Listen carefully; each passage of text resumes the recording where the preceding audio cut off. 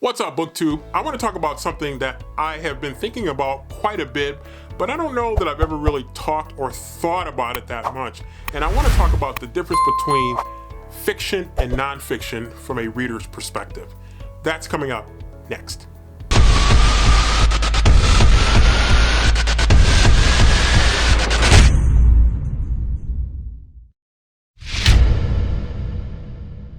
So I started to think about fiction versus nonfiction books when I'm reading, and there have been times when I've been in a reading slump and I will go to nonfiction books, and the nonfiction books a lot of times will get me out of a reading slump. And so that's part of the reason that I have mixed up my reading a little bit more. Plus, I like reading nonfiction as well.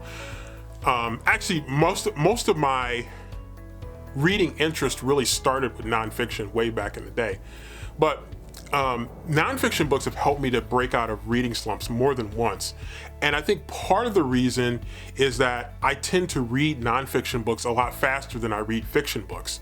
Now, I think part of it is just paranoia. With a fiction book, I'm usually worried, and perhaps rightfully so, that if I skim too much, I'm gonna miss something that could be integral to what's going to happen later in a book. So I really try to stay focused when I'm reading a fiction book, and a lot of times that can slow me down. In a book that some people will devour in like a day, half a day, couple days, sometimes it'll take me maybe a little bit more than that, maybe like a week or so, to really work my way through it, as I tend to be a pretty slow fiction reader.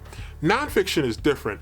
I find myself in nonfiction, I don't have to focus as much on some of those, I guess you'd say, little details that can make a difference in terms of understanding the characters, getting familiar, trying to remember character names.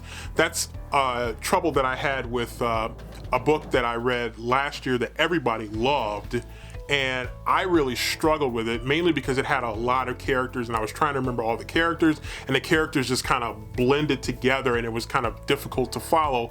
And so that's one of the challenges that I sometimes face with fiction books versus nonfiction books, where the characters matter, but it's usually a little bit more focused, and I feel like it's easier to get your arms around the people that are being talked about in a nonfiction book. Plus, when you pick up a nonfiction book, a lot of times you tend to know at least a little bit about the people that you're reading about. So some of that background stuff that you might need to know in a fiction type book, you don't necessarily need for a nonfiction book. So I tend to read nonfiction a lot faster, and whenever I get in a reading slump, as I said earlier, I usually go to a nonfiction book. Now again, part of that, it's easier to read nonfiction because there are a lot of nonfiction books that I do like to read. Now, you might look at my 2021 reading list and you might say, this doesn't add up.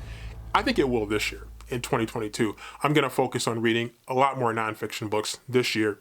Now, who knows how many I'm gonna end up reading by the end of the year, but I'm certainly going to make that a point of emphasis. So, nonfiction books, read faster, and a lot of it is, again, the characters that you don't have to worry quite so much about, especially if there are a ton of characters in a fiction book. You might not necessarily need to worry so much about that in a nonfiction book. Does that make sense to you? It kind of makes sense to me, but let me know in the comments section below. Is nonfiction easier and faster to read than fiction? Let's discuss. Talk to you later. Peace.